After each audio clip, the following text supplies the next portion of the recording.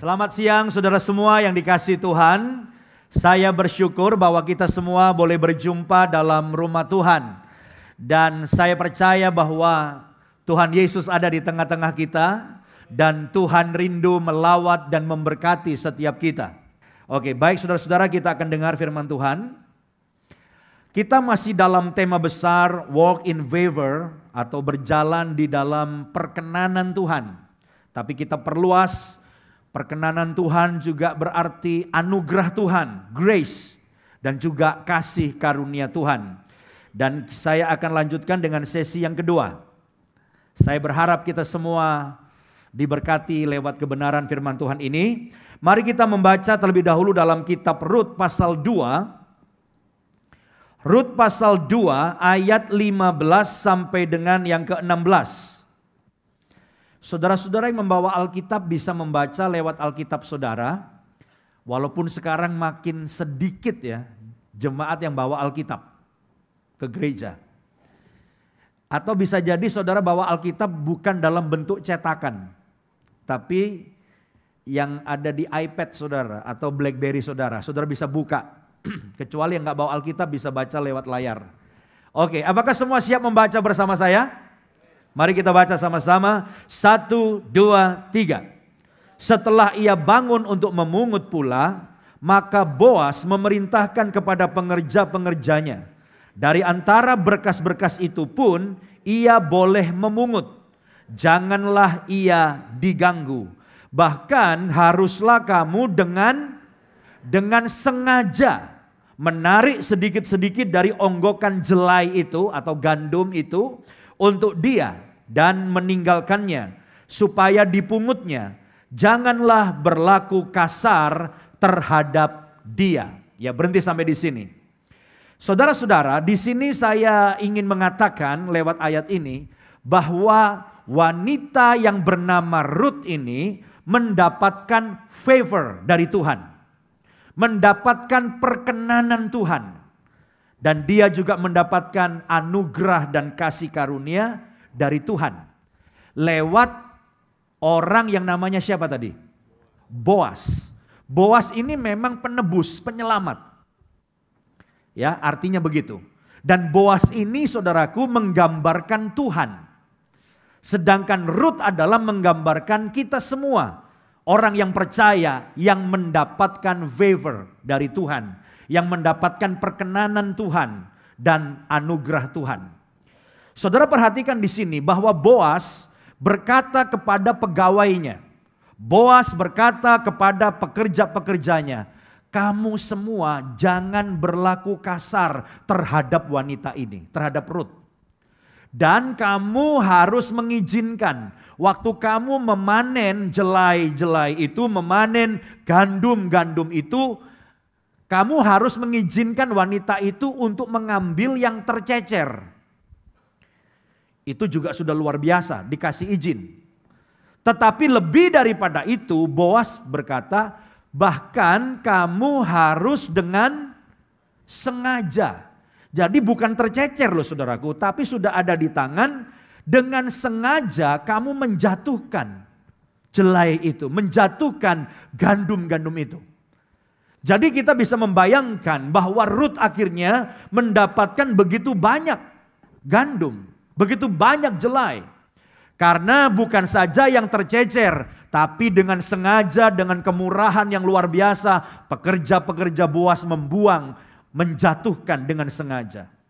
Saudara-saudara, ketika kita menoleh ke belakang, memperhatikan kehidupan kita, maka kita bisa juga melihat Tuhan yang dengan sengaja meninggalkan segenggam berkat untuk kita. Sesuatu yang tidak layak kita terima. Sesuatu yang tidak kita usahakan. Sesuatu yang tidak kita minta. Tuhan telah menyediakannya bagi setiap kita. Yang setuju katakan amin. 2 minggu yang lalu pun saya sudah menyampaikan dalam sesi yang pertama bahwa di Alkitab juga kita mengenal seorang wanita yang bernama Esther juga mendapatkan favor dari Tuhan. Bagaimana Esther ikut pemilihan ratu saudaraku. Karena raja sudah tidak punya ratu dan raja berkehendak memilih ratu baru. Sehingga raja bertitah untuk mengumpulkan semua gadis-gadis cantik dari seluruh penjuru negeri itu. Akhirnya dikumpulkan, disaring saudaraku. Akhirnya yang terpilih itu dikarantina. Dikarantina dan kemudian saudaraku, gadis-gadis yang paling cantik ini dalam satu masa dipersiapkan. Dan Esther terpilih sebagai salah satu yang ikut di karantina, dipersiapkan untuk pemilihan ratu. Dan yang luar biasa, pemimpin dari yang harus mengkarantina itu saudaraku, kalau nggak salah namanya, siapa? Hega kalau nggak salah namanya. Itu melihat Esther, Alkitab berkata langsung jatuh hati. Sehingga akhirnya dia memberikan perlakuan khusus kepada Esther, diberi dayang-dayang, diberi tempat yang terbaik, di tempat itu dipilihkan tempat yang terbaik. Intinya Esther mendapatkan perlakuan istimewa. Apa yang menyebabkan Esther mendapat perlakuan istimewa? Alkitab tidak menjelaskan. Tapi kalau dibilang cantik, semua yang lain cantik. Tetapi saya percaya Esther mendapatkan favor dari Tuhan. Kalau saudara pergi ke satu tempat, sebenarnya saudara tidak mengenal banyak orang. Tetapi setiap orang yang berjumpa dengan saudara, ingin menolong saudara, ingin membantu saudara, ingin memberkati saudara, ingin berbisnis dengan saudara. Saya ingin beritahu, saudara sedang mendapatkan favor dari Tuhan. Seperti Esther. Dan terus berlanjut favornya Tuhan, karena sesudah masa karantina selesai, setiap gadis-gadis cantik itu harus tampil di depan raja. Satu-satu mereka tampil di depan raja, tetapi tidak ada satupun yang membuat raja suka, saudara. Tetapi begitu Esther lewat di depan raja, Alkitab berkata, hati raja langsung menyukai Esther. Dan sekali lagi, apa yang menyebabkan? Kita tidak tahu. Karena semua gadis itu cantik-cantik dan pilihan semua. Tetapi raja menyukai Esther dan akhirnya raja memutuskan untuk menjadikan Esther ratu yang baru. Apa yang menyebabkan Esther terpilih? Kita tidak tahu. Tetapi itulah favor dari Tuhan membuat Esther diterima dan disukai. 2 minggu yang lalu saya juga katakan, kalau saudara membuka toko dan toko saudara bukan sendirian di jalan itu. Sepanjang jalan itu berderet toko-toko yang lain. Dan karena resesi ekonomi yang sulit tahun 2015 yang lalu, maka semua toko sepi. Tapi heran, toko saudara sendiri yang paling rame dan paling laku. Kiri kanan saudara sepi, tapi toko saudara rame. Padahal barang yang dijual sama. Harga saudara pun tokonya bukan yang paling murah, harganya sama juga. Tapi orang suka datang ke toko saudara, ingin membeli barang dari saudara, maka saya katakan saudara sedang mendapatkan favor dari Tuhan, perkenanan Tuhan dan berkat Tuhan turun dalam hidup saudara. Nah, hari ini yang saya mau sampaikan adalah sesuatu yang tidak lazim.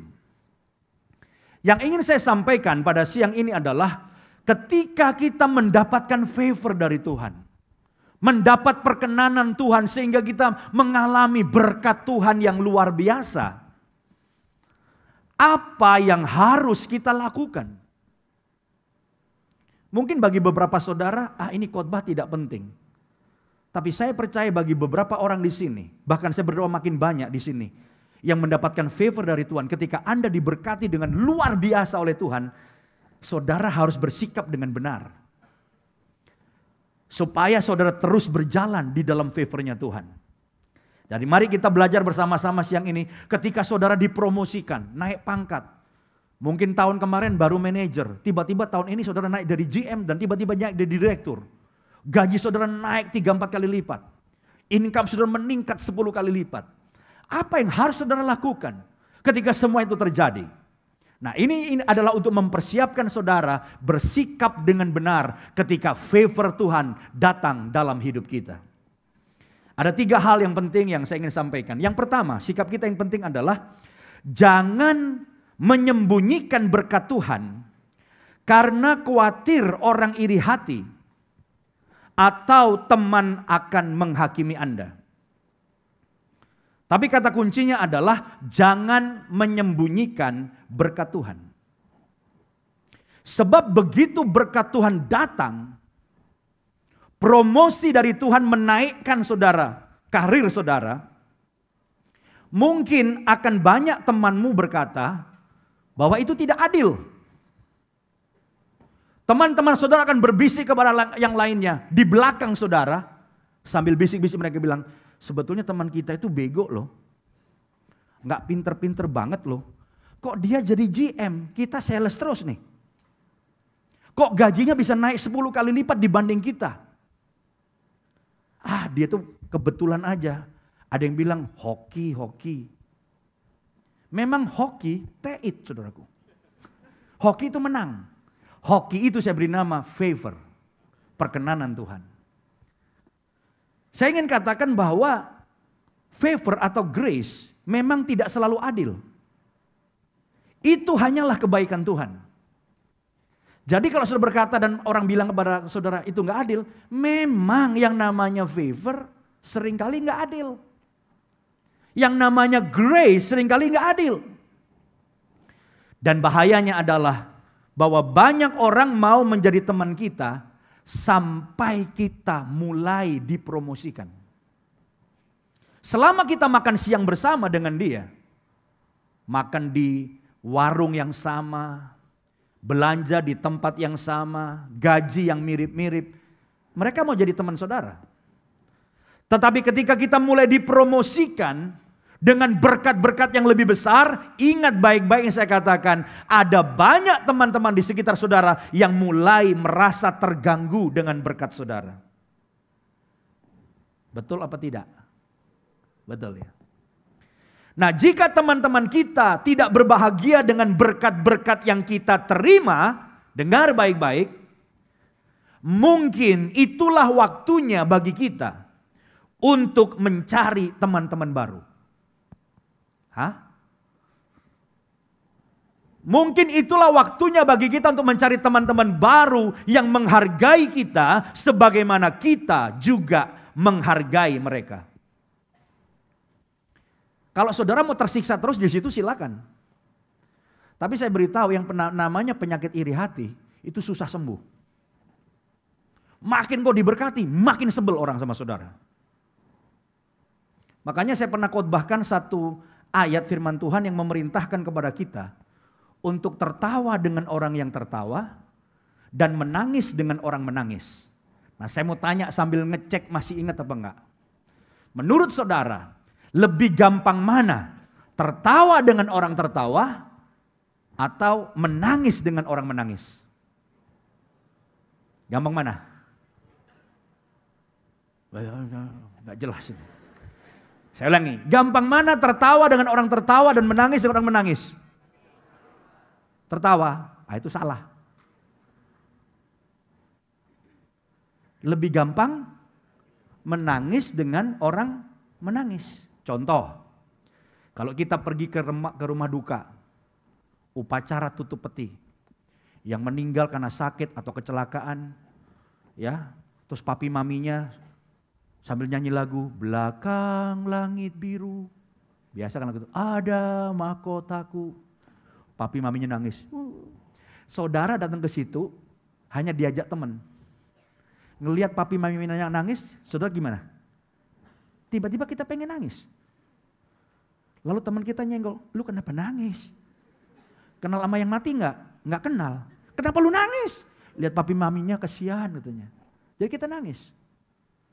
Ya Pak, Bapak contohnya di tempat orang mati. Enggak usah di tempat orang mati. Di rumah. Ibu-ibu kan banyak suka nonton sinetron. Ya kan?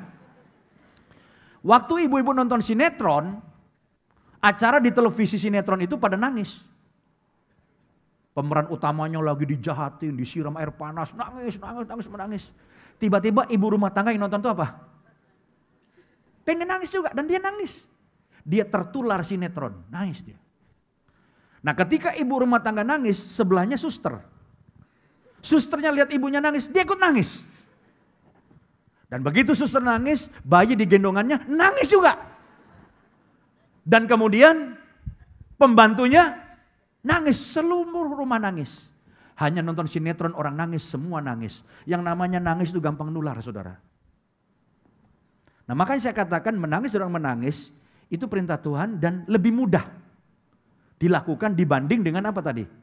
Tertawa dengan orang tertawa. Tertawa dengan orang tertawa itu seperti apa?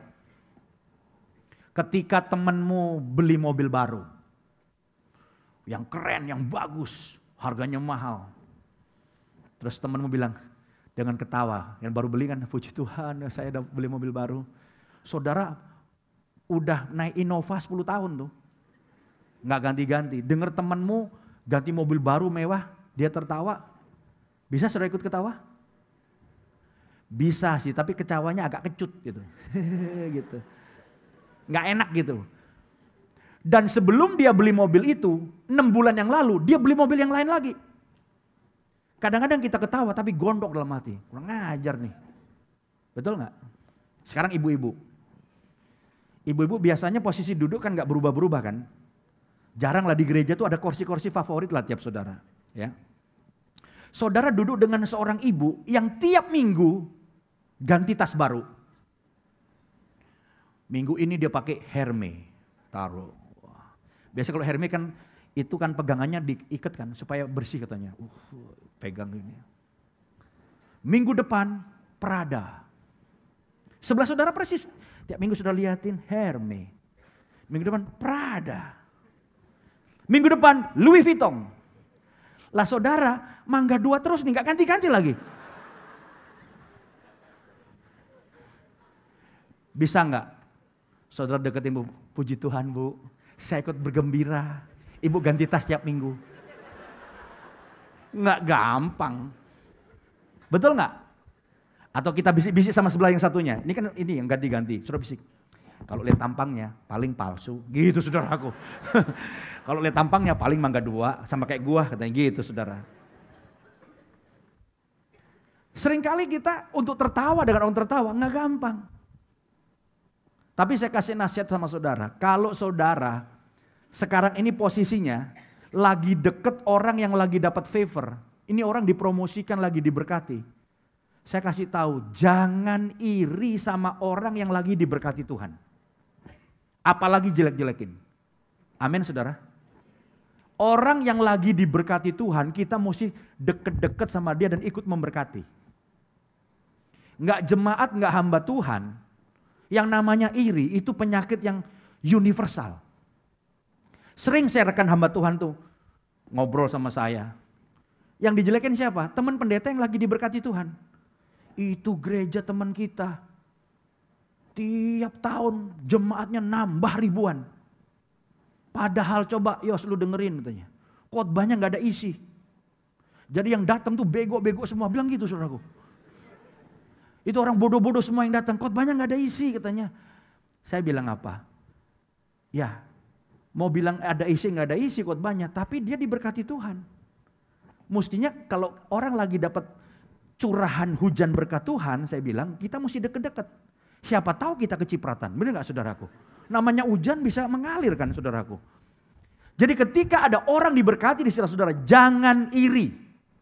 Tapi kita justru dekat sambil belajar.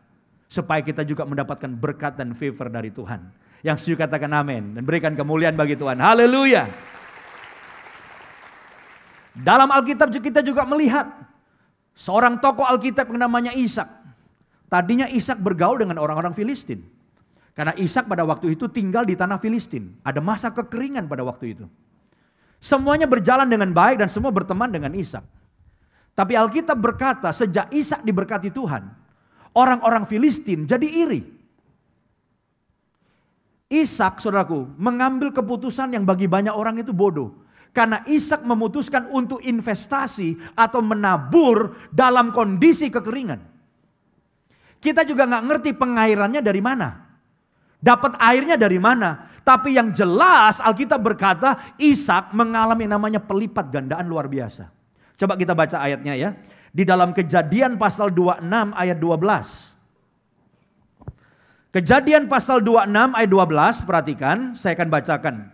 Maka menaburlah Ishak di tanah itu. Dan dalam tahun itu juga ia mendapat hasil, berapa saudara?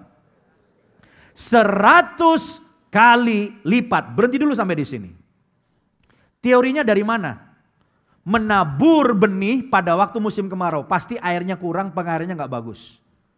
Tapi yang namanya kalau sudah Tuhan kasih favor, 100 kali lipat pada tahun yang sama. Kalau Tuhan berkati saudara, nggak aneh dalam tahun 2016 kondisi susah, Tuhan memberkati engkau dan terjadi pelipat gandaan. Yang percaya katakan amin dan berikan kemuliaan bagi Tuhan. Haleluya.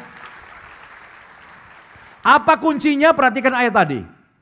Pengairan kurang, airnya juga kurang, musim kemarau, tapi 100 kali lipat yang Ishak dapatkan. Sebab, ini kuncinya, sebab apa?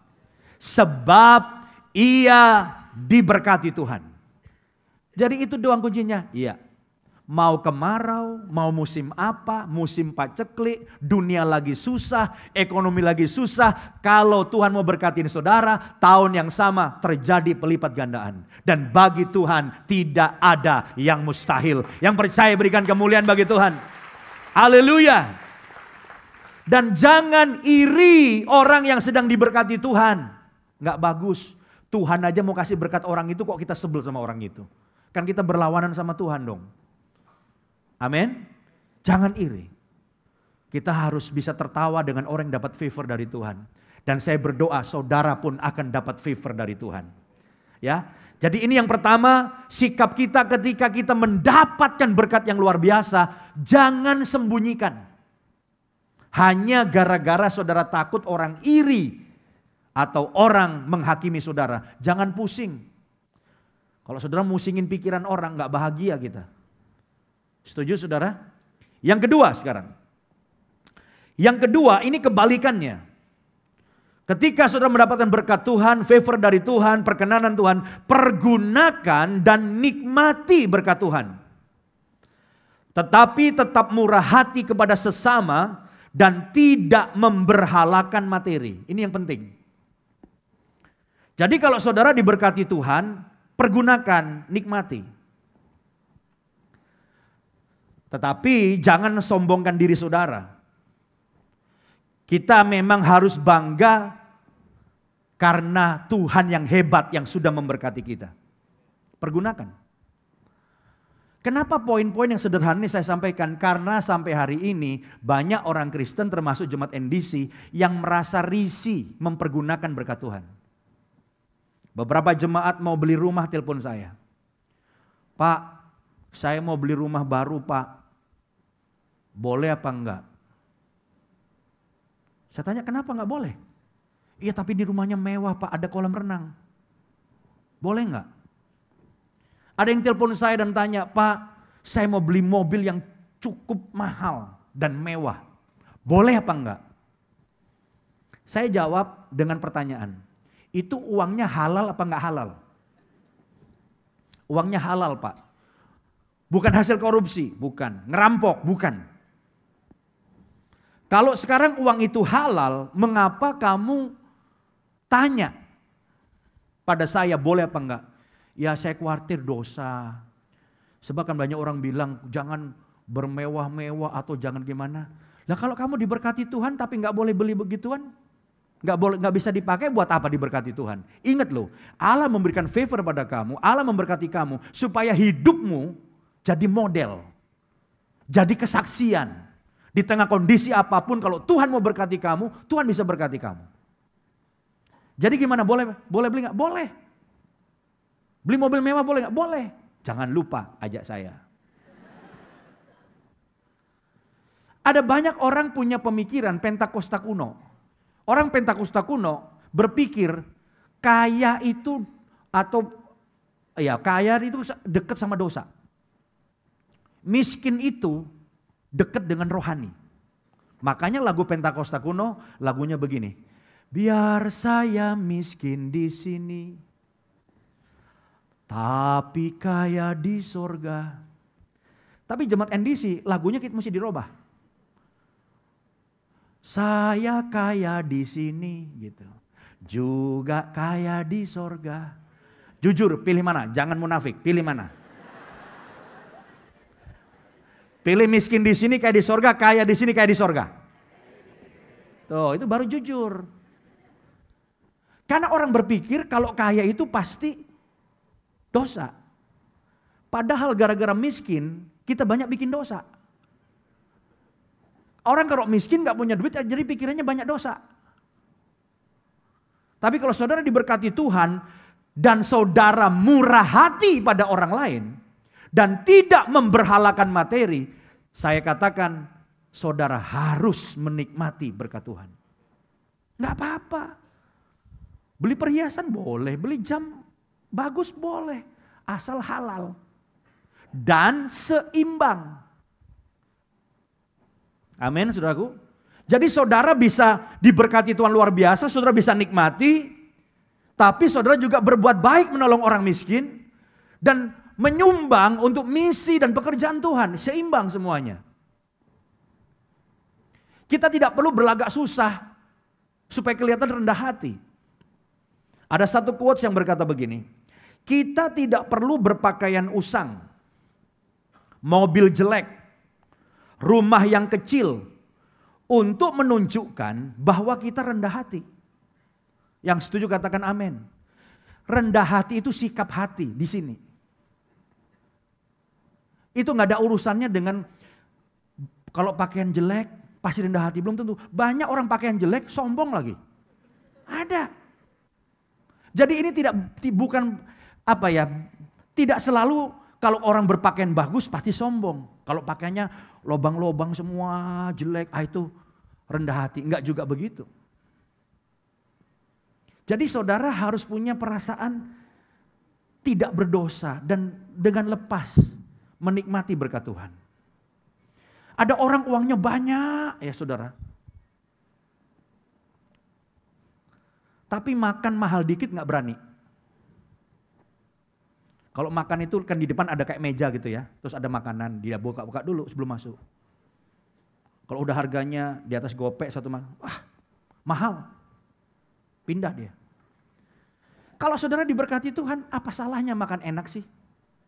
Nanti selesai ibadah saudara turun, makan yang enak.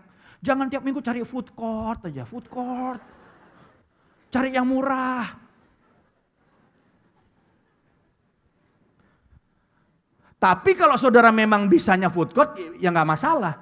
Kan saya bicara orang yang dapat favor nih. Orang yang diberkati luar biasa. Enggak, saya buat diri sendiri memang gak gitu gimana. Tapi buat pekerjaan Tuhan, saya nyumbang. Bohong lah. Gak mungkin. Sama dirinya sendiri pelit. Mana mungkin nolongin orang. Setuju gak pola berpikirnya? Buat diri sendiri, makan sendiri aja pelit. Nolongin orang. Boro-boro. Saudara harus mencintai dirimu. Nah ini khotbahnya bertentangan lagi kan. Tapi Alkitab sebenarnya ada. Kita mencintai orang seperti mencintai diri. Jadi dirimu perlu dicintai. Diberkati, dipelihara. Banyak uang pakai baju yang bagus. Nggak dosa. Amin saudara. Makan yang enak. Saya kenal satu orang. Uangnya itu bukan lagi ratusan M. Triliun. Ini contoh aja nih. Makan itu saudara nggak berani yang mahal. Handphone saya nggak tahu udah jatuh berapa kali itu. Udah retak, dikaretin. Kalau telepon halo, kresek-kresek digoyang-goyang halo gitu. Sampai kepalanya goyang-goyang juga. Saya bilang kesian deh lo. Uangnya banyak. Tapi nggak berani saudaraku. Ada orang gak berani belanja untuk anak. Anak ada berkatnya sendiri. Tapi orang tua diberkati, dia boleh nikmatin berkat Tuhan. Dan jangan pernah punya pikiran bahwa Tuhan itu jahat. Jangan pernah punya pikiran Tuhan tuh gak kepingin kalau saudara tuh makan yang enak gitu ya. Ya, dagingnya yang kalau digigit orang ompong pun bisa. Ada orang yang punya pikiran Tuhan itu jahat, ngasihnya tuh pas, ngasih duit pas. Jadi bisanya makan tuh ya, makan daging yang kalau digigit ngelawan. Digigit yang gigit kita saudaraku. Ada orang yang berpikir Tuhan tuh seperti itu. Dia gak suka kalau kita makan sambil enak ya. Oh Tuhan gak suka begituan. Tuhan tuh suka kita makan tuh ya, berat gitu. Pejuang. Ada orang naik pesawat aja, diberkati Tuhan, 22 jam ke Amerika. Pak boleh gak Pak saya naik bisnis kelas? Saya bilang boleh, first class juga boleh. Yang penting duit sendiri kan. Halal kan, diberkati, naik. Apalagi umur gocap, lakcap. Yang udah gak selentur dulu, badan udah gede. Ekonomi kejepit. Kalau saudara kejepit 22 jam, kalau orang tua ya, keluar bisa 3 hari jalannya gini loh saudaraku.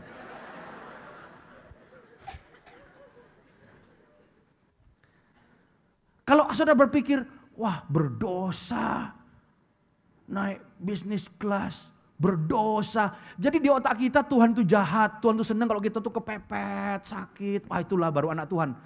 Tuhan terima kasih saya pikul salib. Itu bukan pikul salib. Pikul salib itu memberitakan Injil, digebukin orang, itu pikul salib. Punya duit, banyak, udah nyumbang gereja, nyumbang orang masih lebihnya banyak. Naik pesawat 22 jam kepepet gini.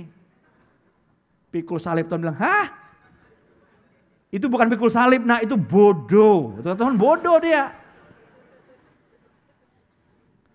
Jadi ini yang perlu kita robah mindset kita. Bahwa berpikir bahwa hidup melarat itu rohani. Kalau diberkati Tuhan dan menikmati itu gak rohani. Itu pikiran yang salah. Dan saya mengatakan ini karena saya merasa jemaat NDC cukup seimbang. Jemaat NDC jemaat yang suka memberi. Saya pernah gak sih minta-minta sampai berkoar-koar, saudara nyumbang ya? Gak pernah. Saudara kita baru beli tempat ini. Kita tidak pernah bikin malam dana kan. Tapi jemaat telah memberi dengan berkelimpahan. Sehingga kita melunasinya. Kita membeli tempat di Bewok ratusan M. Tidak pernah kita bikin malam dana kan. Tapi kita gak pernah nunggak dan gak bayar. Kenapa? Jemaat NDC telah memberikan persembahan. Memberikan perpuluhan, memberikan persembahan saudara. Nah ini yang saya katakan, yang penting seimbang. Kita harus diberkati, jadi berkat. Misi kita dikenal sebagai gereja misi. Pembangunan 1000 gereja. Dan tahun ini membangun 1000 gereja akan terlampaui. Sekarang catatannya 950 lebih. Dan kita punya target tahun ini bisa 75. Jadi tahun ini kita 1000 lebih. Dalam rapat misi dipertanyakan bagaimana dengan program 1000 membangun 1000 gereja Pak. Tahun ini terlampaui.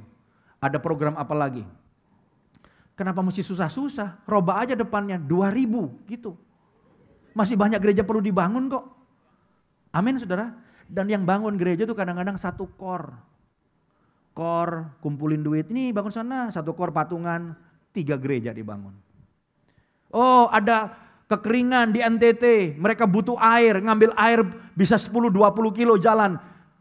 Diumumkan kepada jemaat lewat kor, patungan, satu sumur bor 200 juta. Sudah ada berapa sumur bor kita bangun. Dan semua rakyat di situ yang kekeringan diberkati Tuhan. Itu namanya seimbang. Saudara diberkati, nikmatin buat saudara. Memberi untuk orang lain, jadi berkat untuk orang lain. Sekarang airnya sudah banyak, lalu bikin pertanian. Saya dengar beberapa waktu yang lalu, penduduk setempat bersuka cita karena sudah memanen sayur-sayuran. Airnya dari mana? Dari sumur bor itu. Dan jemaat itu telah dipakai Tuhan dengan luar biasa. Jadi ini yang namanya seimbang. Kalau saudara diberkati Tuhan, murah hati pada orang lain. Menolong pekerjaan Tuhan. Dan jangan pelit untuk diri sendiri. Karena itulah tujuan Tuhan memberkati saudara. Memberikan favor pada saudara. Supaya saudara juga menikmati berkat Tuhan. Enggak dosa. Dan saya tidak ingin ada jemaat lagi yang telepon dan nanya, boleh enggak beli mobil? Boleh enggak beli rumah? Asal uangnya halal berkat Tuhan, silahkan. Tuhan ingin saudara bahagia. Saya jamin ketika saudara makan wagyu enak, Tuhan senang. Saudara naik pesawat diberkati, tidurnya enak lempeng, Tuhan senang. Jangan pernah punya pikiran Tuhan jahat. Senangnya makin daging yang berat, yang dilemparin anjing langsung pingsan. Wah, kalau duduk di pesawat yang empet-empetan, bukan itu bukan Tuhan kita, itu Tuhannya nggak tahu Tuhan siapa tuh. Kalau Tuhan kita kepingin saudara menikmati berkat Tuhan. Dan jadi saluran berkat bagi banyak orang. Haleluya. Jadi ini yang kedua, saya berharap saudara pergunakan, nikmati berkat Tuhan. Jangan sampai saudara nyesel. Karena saudara nggak pakai uang itu. Sebab uang yang betul-betul uang saudara adalah uang yang saudara pakai. Saudara makan nih di bawah, ngajak saya misalnya, makan di bawah. Saudara habis makan, aduh kenyang. Saudara bayar. Itu uang saudara. Kenapa? Udah masuk perut. Lah uang saya di bank itu belum tentu uang saudara. Kok bisa? Kalau besok mati? Uang siapa? Jadi uang kita adalah uang yang sudah kita nikmati. Jadi kalau hari ini saudara diberkati Tuhan, nikmati. Beranilah spend money. Nikmati berkat Tuhan. Yang gak punya duit, ngeremlah dan tahu dirilah. Itu juga penting. Udah gak punya duit, ada tuh. Yang kaya tetean gak ganti-ganti, handphonenya udah retak. Ini ada ibu-ibu yang tiap 6 bulan ganti handphone. Padahal cicilan yang lalu belum lunas, 12 kali BCA, 12 kali Mandiri, 12 kali apa lagi.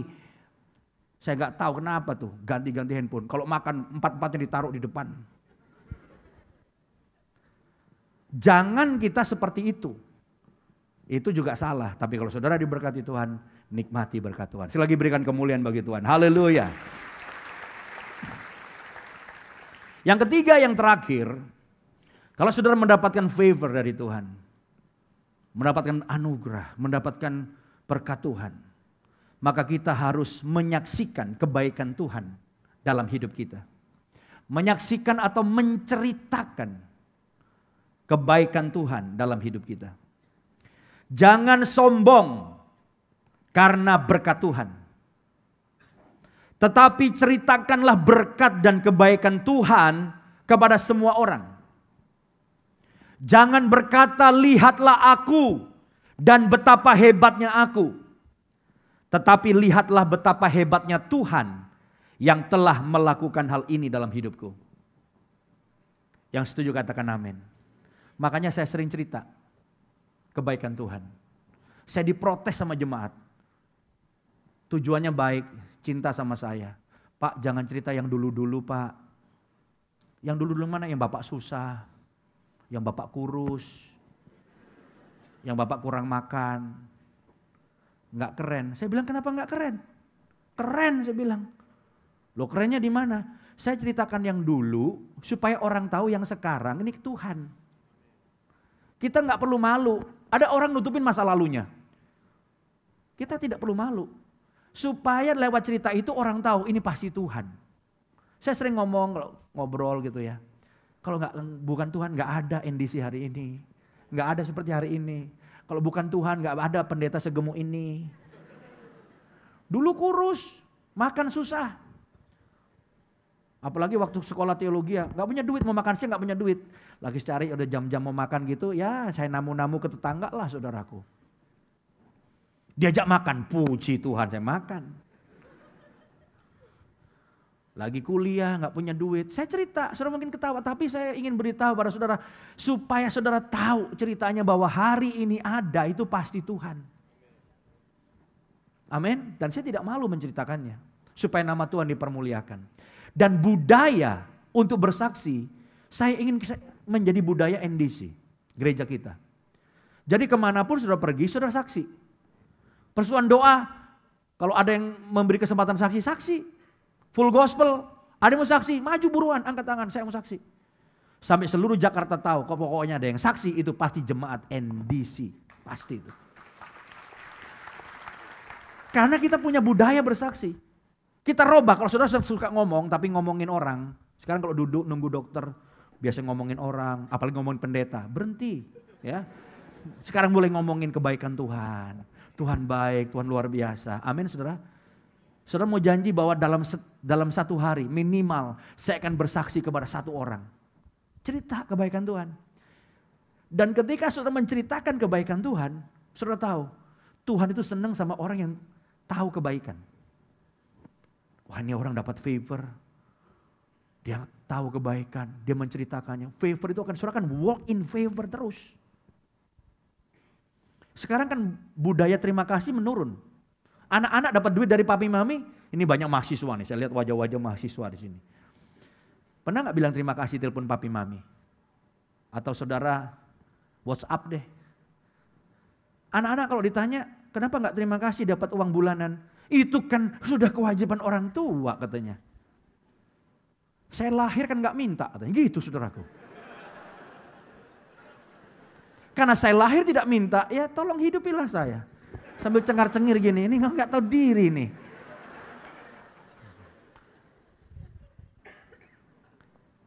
Jadi sekarang anak-anak itu jarang yang papi mami terima kasih ya dapat uang bulanan. Maminya pun jadi ketularan. Banyak istri-istri dapat uang bulanan dari suami nggak pernah terima kasih. Ada sih yang penghasilan sendiri-sendiri, tapi juga ada yang benar-benar ibu rumah tangga. Tiap bulan suami kerja dapat gaji langsung dikasih sama istri. Kenapa nggak terima kasih? Tanya sama istri-istri itu. Mereka jawabnya apa? Suami adalah kepala rumah tangga yang wajib memberikan penghidupan pada istri dan anak-anaknya. Gitu ngomongnya.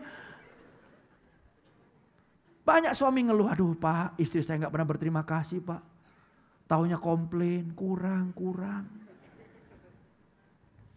Kalau saudara punya suami yang income-nya nggak pengusaha ya, banyak. Coba mulai bulan ini dapat duit bilang, Pak, terima kasih. Engkau suami yang paling keren sedunia. Waduh. Saya jamin bulan depan pasti naik uang belanja. Pasti saudaraku. Karena suami juga kaget, shock dia, kaget dia. Hatinya terbuka, langsung dapat lebih besar. Wah, istri saya mulai bisa terima kasih sama saya. Daud, kenapa Daud mendapatkan berkat yang luar biasa dari Tuhan? Nah, satu ayat terakhir. Ya. Mazmur 116 ayat 12 sampai 13. Kita baca sama-sama ya sebagai ayat yang terakhir ya. Mazmur 116 ayat 12 sampai 13. 1, 2, 3. Bagaimana akan kubalas kepada Tuhan segala kebajikannya kepadaku? Jadi Daud ini mikir, Tuhan kok begitu baik ya, begitu banyak berkatnya, anugerahnya. Bagaimana aku balas kepada Tuhan segala kebajikannya kepadaku? Terus kalimat terakhir, aku akan mengangkat piala keselamatan dan akan menyerukan nama Tuhan. Jadi zaman itu ada budaya kalau orang mau ngomongin tentang Tuhan, membesarkan Tuhan. Ada satu kayak gelas besar dan dianggap seperti piala di sini, diangkat. Itu piala keselamatan, menceritakan kebaikan Tuhan. Sambil ngangkat piala, dia mulai cerita kebaikan Tuhan. Tuhan itu baik, anugerahnya, berkatnya. Jadi orang kayak Daud ini kenapa dia disebut biji mata Tuhan? Hatinya melekat pada Tuhan. Karena itu tadi. Dia tuh mikir kalau malam, apa ya aku balas ya.